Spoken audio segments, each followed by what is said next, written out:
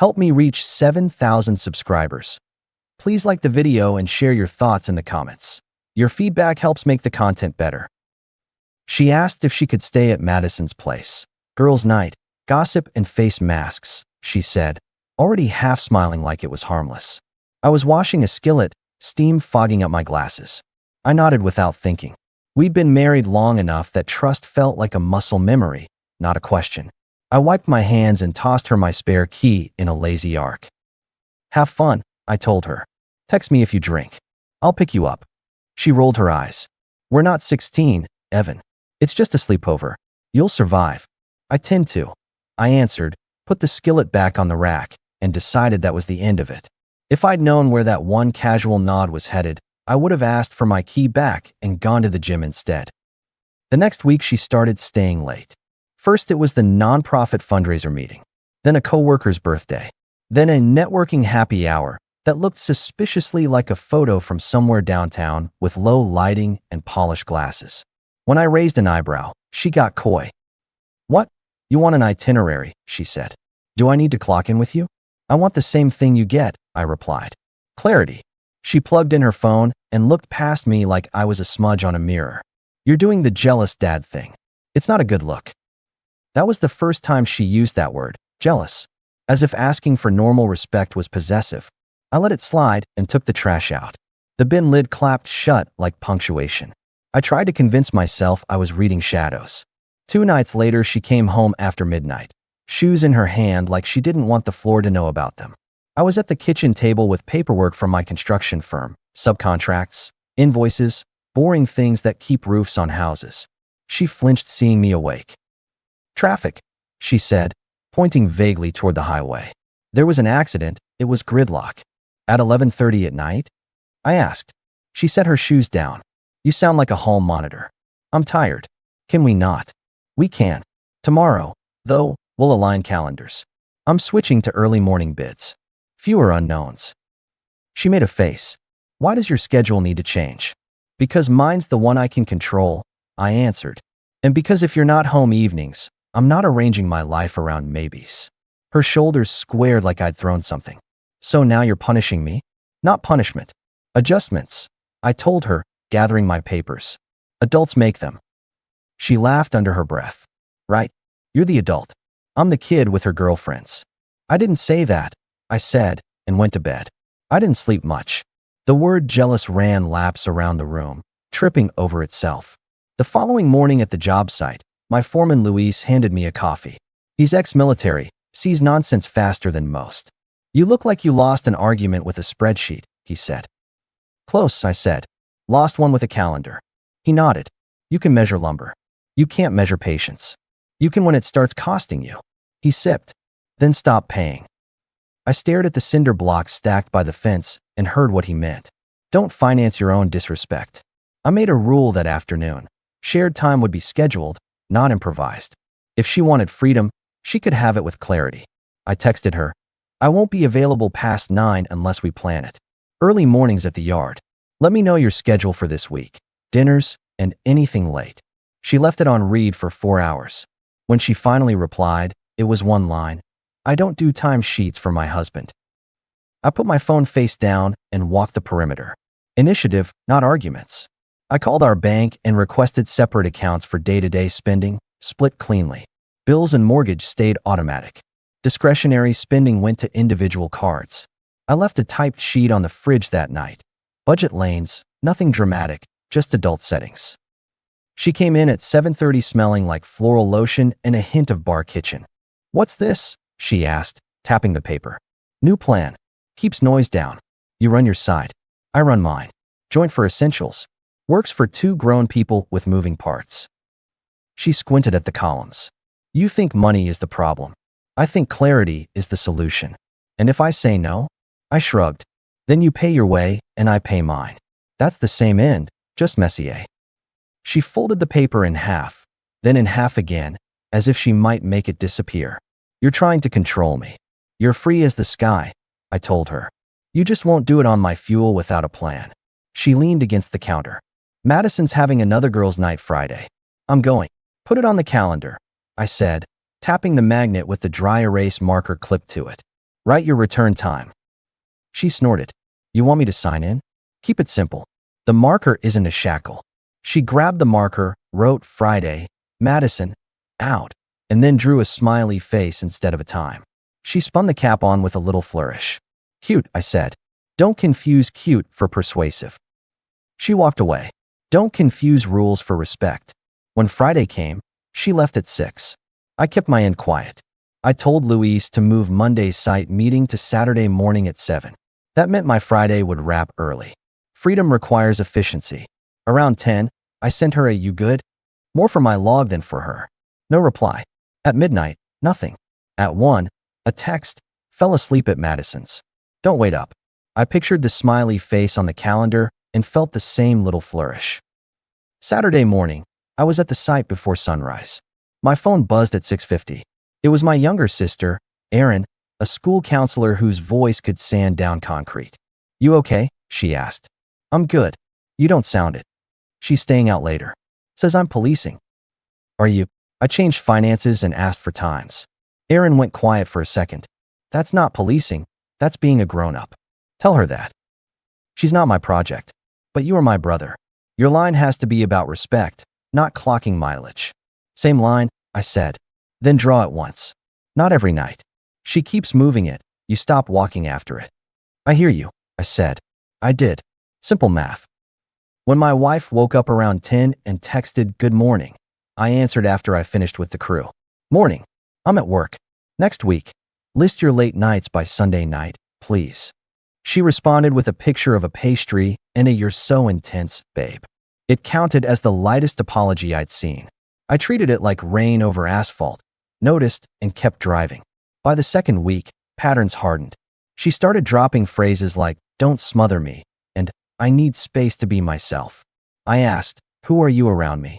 She avoided the answer and switched to logistics of a yoga class. Coldness replaced courtesy. When she was home, she drifted around me like I was furniture. I set another rule. No last-minute plan changes after 6. If she wanted me at an event, I'd be there if I had notice. Otherwise, I'd be at the gym, at work prep, or out with the guys from the yard. I wasn't going to be a standby prop. She tested it the next Wednesday. Come to Jenna's tasting tonight, she said at 5:30, rifling through mail. Tonight. It's casual. I scheduled a client estimate at 7. She didn't look at me. Your clients multiply. Jenna gets one night. Tell Jenna I hope it's great, I said, and grabbed my keys. You're proving my point, she said, stuffing envelopes back into the pile. It's always about you. It's about calendars, I replied. They don't lie. She threw the pile a little too hard on the console table. The corner of a bill bent. Sometimes people don't fit in little boxes, she said. That's why communication exists, I said. Boxes become lanes. Lanes prevent wrecks. She laughed again. Lately her laughs had edges. There you go, traffic cop. Tickets for everyone. I left. On the ride to the estimate, I decided my next step. Initiative beats suspicion. I called a private investigator. Not something you brag about. Something you do when your gut stops accepting excuses for dinner. I picked a no-nonsense guy I'd used once before years ago on a bad subcontractor dispute. Quiet, thorough, expensive. His name's Brooks. He listens more than he speaks, which already set him apart from most people in this conversation. We met in the back booth of a diner off the service road. He had a legal pad and coffee, so black it looked like a decision. You want clarity, he said. I want facts, I told him. Times, places, patterns. I'm not looking to set anyone on fire. I'm looking to stop guessing. Budget. Reasonable, I said. Thorough matters more than fast. He slid me a plain envelope.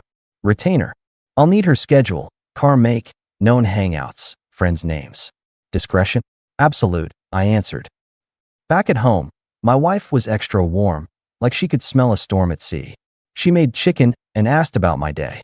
She brushed lint off my shoulder that wasn't there. Mid-turn. It would have been sweet a month ago. Now it was strategy. Sorry I was short with you earlier, she said, plating food. I've just been stretched thin with volunteer stuff. You do a lot, I said. She softened her voice. I miss us. Let's do a date night Friday. No phones, just us. Schedule it, I said. 8 works. She smiled. See? Not that hard. I cleared the plates after. She hummed while she loaded the dishwasher like the soundtrack of a truce. I sat at the table and texted Brooks Friday's location and time anyway. Trust, but verify is for international politics. In a marriage, trust or don't. I'd chosen verify because trust had been pawned for space. Friday came. She put on a dress I hadn't seen in a while. She looked great. That's the thing about reality. It doesn't care about appearances. I drove us to a bistro near the lake. One of those places that looks expensive enough to make people behave. She reached across the table and squeezed my hand. I'm glad we're doing this. Me too, I said. And I meant it. Not because I believed in the show, because it gave me a clear signal to measure against. Halfway through the entree, her phone lit up. She flipped it face down. Work, she said. It's Friday night, I answered. People need things, she replied. You of all people should understand. I cut a piece of steak. I do. I also understand patterns. She tilted her head. You sound like a podcast. Occupational hazard, I said. I paid the bill and drove home through quiet streets. She leaned her head against the window like in a music video. At the house, she kissed me with unusual care. It felt like a rehearsal more than a release. She fell asleep in a tangle of sheets and perfume. I stared at the ceiling and counted the rotations of the fan. Brooks texted me at 2 in the morning. We'll talk Sunday. Sunday afternoon, I met Brooks again. He slid a small folder across the booth. Inside, photos, timestamps, locations. Same bar twice, a different lounge once, a driveway that wasn't Madison's. Men. Not one. Not one mistake, either. A series. Quiet, neat, sneaky. Clean enough to pass casual scrutiny. Sloppy enough for a camera with a long lens. I closed the folder. Want copies? Brooks asked. Keep the originals safe. Give me scans, I told him. And print 3 photos. I'll pay extra. You filing? He asked. Today, I said. The next 2 hours were logistics. I called a lawyer I'd used for business filings. He pointed me to a family specialist who handled paperwork without drama. I was clear. I wanted clean, quick, and fair. No dragging, no fireworks. I signed where I needed to. I transferred personal savings to a separate account that I'd had before marriage, legitimate, documented. Joint stayed untouched for bills. I set up a mail redirect to my office for anything sensitive. Calm is a skill you practice on days like this. I practiced a lot. Back home, I put together a folder of my own. Scanned photos, the petition, a summary of finances, a simple note listing what I wanted divided and what was separate. It wasn't a manifesto. It was a checklist. I slid the folder into the kitchen drawer with the takeout menus. Nobody ever looks there first. The following week, she turned back to charm. Overcooked kindness. She woke up early one morning and made pancakes. She hadn't done that since our first year. She set a plate in front of me like a peace treaty. Big day, she asked. Every day's big. I said, poured syrup, and watched it settle. What's on your schedule? Gym, lunch with Jenna, then I'm helping my parents sort paperwork. They've got this insurance thing. I'll be back by midnight. Text me when you leave your parents' place. I replied. If you need anything, call. She reached across and squeezed my wrist. You're sweet when you want to be. Don't tell anyone, I said. She laughed. It sounded practiced. I finished breakfast, wiped down the counter, and wrote, parents, back by 12 on the calendar for her. She added a heart next to it. Hearts don't guarantee anything. They're just shapes. I spent the day closing loops. At work, I pulled my site supervisor and estimator into a quick huddle. Luis runs point while I take some time for personal business, I said. You'll have my availability in the mornings and afternoons. Evenings are off for me. Don't book them. Everything okay? My estimator, Theo, asked. Kid's 26 and blunt. Getting better, I said. You finally tell her to stop treating you like an Uber? He muttered. Luis smirked. He's on the adult plan. I nodded. Exactly. Adult plan. By afternoon, I'd gathered her essential items into 2 suitcases. Clothes, toiletries, laptop charger, the basics. I laid them by the front door like a concierge. No theatrics, no dumping. Just a fact, this was the exit lane. At 6, my neighbor Mrs. Olson waved as I put the suitcases down. Retired nurse, sees everything, comments on nothing unless you look her in the eye. Travel, she asked. Streamlining, I said. She gave me a long look and nodded once. Good. After dinner, I sat at the kitchen table with the folder in front of me and my phone face down.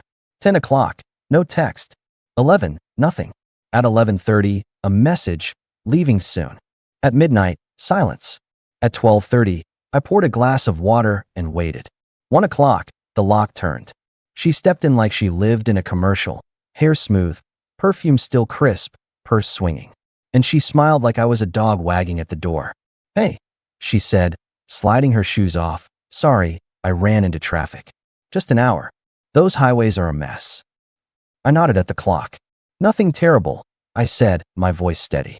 "But that extra hour with your traffic just cost you a marriage." Her smile ceased. "What?" I slid the folder across the table and tapped it. "Open." She looked between me and the folder like I'd put a snake on the table. Then she flipped it open. Her eyes found the photos. They moved through them, slower, then faster, then not at all. "What is this?" she asked. "Facts," I answered. "Locations, dates, times. You'll recognize your dress in that one. Same as Friday." She swallowed. "That's just a friend. Those are old pictures." "This is crazy." I didn't flinch. "You can try a new line if you want. The folder doesn't change."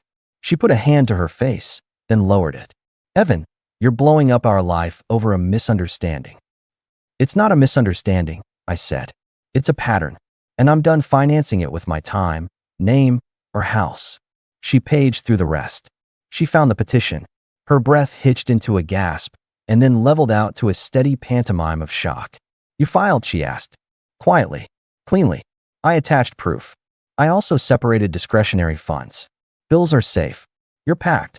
I nodded toward the suitcases by the door. "That's for the next few weeks. You can pick up the rest after the papers are signed." She stood, the chair scraping. "You can't be serious." "I don't joke about my home," I said. Her eyes changed angles. Panic tried to become negotiation. "Look, I messed up. I've been stressed. I needed attention. I was stupid. It didn't mean." I cut her off with a raised hand. "Stop selling me a story you rehearsed on the drive over. You did what you did. Be an adult and accept the result." She reached for my arm. "Please, can we talk tomorrow when we're calm?" "I'm calm now," I said. "Tomorrow I'll be at work. You won't be living here." She sniffed. The tears started. Not loud, just measured, like everything else. "You're really throwing us away?" "You discarded the respect," I said. "The rest falls after. Call a cab." She spun her phone in her hand. "What do I tell people?" "The truth," I answered. "Or something easier. I'm not a PR department." She stared at the suitcases.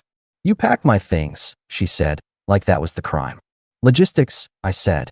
"I don't do scenes." She took a step toward the hallway. "I need to get a few more items." "Bathroom's packed. Jewelry box is in the side pocket. Laptop charger, front pouch. Don't take anything that isn't yours. You know the difference." She looked at me with a mixture of anger and calculation. "You set me up." "No," I said. I responded. "There's a difference." Her eyes drifted to the folder again as if the pages might change. They didn't. She folded it closed and pushed it away like a plate she couldn't finish. "Fine," she said, voice smaller. "You win." "It's not a game," I said. "It's a boundary." She went to the door, lifted the first suitcase, then the second. At the threshold, she turned. "Do you hate me?" she asked. "No," I said. "I respect myself." That landed. You can't bargain with that. She opened the door. Cool night air pushed in. She stood a second longer, as if hoping for a dramatic last-minute speech. I didn't give one. She walked out. The door clicked. The house sounded like itself again. I cleaned the table, put the folder in my office bag, and slept for 7 hours for the first time in months. The next week moved like a checklist. She didn't come back. She sent 2 messages through the lawyer proposed by the paperwork, both transactional. I signed what I'd been prepared to sign. She signed what she had to. There were no fights in waiting rooms, no neighbors whispering on stoops. It was clinical and efficient because I refused to fund drama. At work, Luis kept things humming. Theo learned to quote more confidently. I shifted to early mornings and late afternoons, and my phone stayed quiet at night. I started showing up to my friend Dan's Thursday poker night again. I laughed at stupid jokes and went home by 10. I changed the locks the day the paperwork finished and left her a note on the old doormat telling her where to get the rest of her boxes, storage unit number, code, a 2-hour window when I'd be there to open it, and then leave. She didn't show. Someone else did. I didn't ask who. My job wasn't to keep track anymore. The house stopped feeling like a stage and went back to being a home. On weekends, I grilled. Erin came by with her husband and their son. We played catch in the backyard. Mrs. Olson waved and said, "Looks peaceful." I told her it was. That wasn't poetry. It was inventory. 2 months out, I realized something small and important. I'd started choosing my own silence again, not having it imposed on me by someone else's indifference. I drove out to the state park with a thermos and sat on a folding chair at sunrise. No grand meaning, just a quiet morning I owned. A few people eventually told me they'd heard things. I nodded. People always hear things. None of it mattered. I didn't know a tour. I owed myself continuity. I kept working, called my mother more, started running before dawn with Luis twice a week until he told me he preferred to sleep and meet me after instead. I laughed and started lifting at the company gym in the afternoons. As for her, I didn't hear anything after the paperwork cleared. No midnight calls. No, I miss you. No dramatic close-ups. It was like someone turning off a show mid-season and you suddenly remember it was just noise. If she found what she wanted, it was nowhere near my doorstep. If she didn't, that wasn't my problem to fix. People ask me if I trust now. I do. I trust myself, first. The rest lines up behind that. I go out with friends. I keep my calendar strict. I treat time like it's a contract. When someone respects it, I give more. If someone tries to bargain with my boundary, I don't raise my voice. I just close the door they're standing in. Some nights I drive the old truck down to the river after work and sit a while. I think about how simple the hinge was. One lie too many, one folder on a table, 2 suitcases by a door. I didn't chase anyone. I made a decision. Not heroic, not harsh, just precise. I'm not in a hurry to remarry. I'm also not cynical. I know real is possible. I've seen it in small places. How Erin and her husband snipe and then cook together like a team. How Mrs. Olson still talks to her late husband when she waters plants. Not out of sorrow but habit. I want something like that eventually. I'll recognize it because it won't need excuses. Until then, my life is simpler. I work less on weekends. I see my friends more. I answer to my own standards. I don't carry someone else's chaos in my pocket. That's not bitterness. That's maintenance. The night she left, she asked if I hated her. I don't. Hate is a tether. I cut mine. The line I keep is to myself. And that's how it ended. With a kitchen table, a quiet voice, a folder full of facts, and a sentence I don't regret. She took her suitcases and walked out. I didn't hear from her again. The papers moved through fast. I kept the house, the truck, and my peace. I'm on my way to something honest. When it shows up, it won't arrive.